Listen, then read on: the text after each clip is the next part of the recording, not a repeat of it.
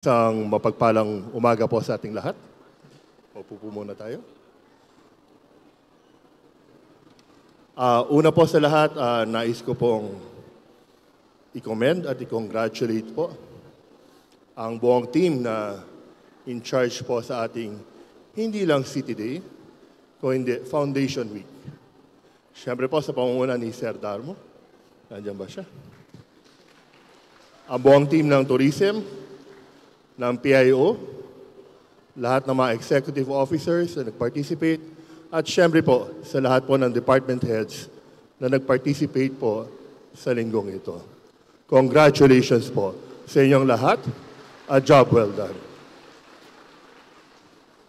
Sa lahat po ng ating mga bisita, welcome po sa 56 City Day ng lungsod ng San Jose. At syempre po dahil tayo nagse-celebrate ng City Day, siguro po mahalaga tayo ay nagbabalik tanaw sa higit na 5 dekada na kaysaysayan ng ating lungsod. At sa ating pagbabalik tanaw, ating tinatanaw ang lahat na magigiting na nag-alay ng kanilang serbisyo at ng kanilang buhay upang isulong ang kaunlaran ng ating lungsod. At sa araw na ito, siguro, 2 lang muna yung aking babanggitin. Una na, sa bulwagang ito, ang unang pag-asa dito sa ating lungsod at marahil sa buong distrito. Siyempre po, 22 years ago, nung ito po ay in-inaugurate ng ating dating Congressman, Eleng Violago.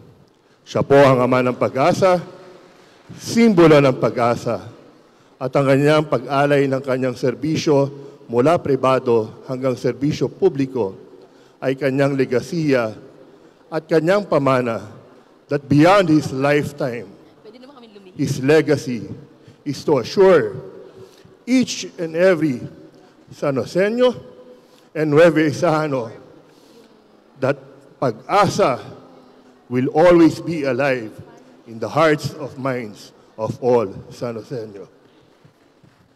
At syempre po, ilang linggo pa lang ang nakakalipas, tayo po ay pinalalaanan muli ng isa po nating magiting na kababayan na si Sir Alvin Velasco.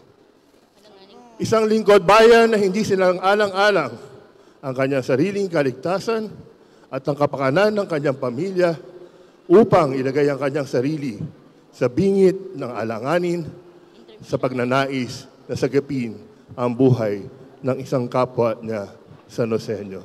Kaya kay Sir Alvin, sa kanyang buong pamilya, saludo po ang buong San Jose sa inyong pag-alay ng inyong buhay. And today we start a new chapter in our city. Sabi nga, lungsod pag-asa. Let's build on whatever the generations before us has already established here in our city. The good that they have started, let's build on them.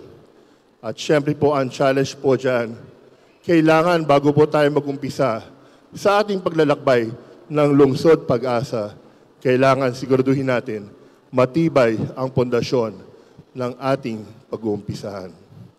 Kaya naman po ang challenge po sa atin, lahat po tayong public servants. Tayo po ang magiging pundasyon. At para tayo maging pundasyon, kailangan lagi po nating alalahanin kung ano ang nakasaad sa ating konstitusyon. That bilang public servant, public service is a public trust. It is our responsibility and duty to our Constitution to serve each and every one of our citizens with integrity, efficiency, and most of all, to show them, to lead them by example, and live our life with simplicity. Yan po ang challenge po sa ating lahat. And if we can do that, alam ko po, mahirap ang pagbabago kahit saan.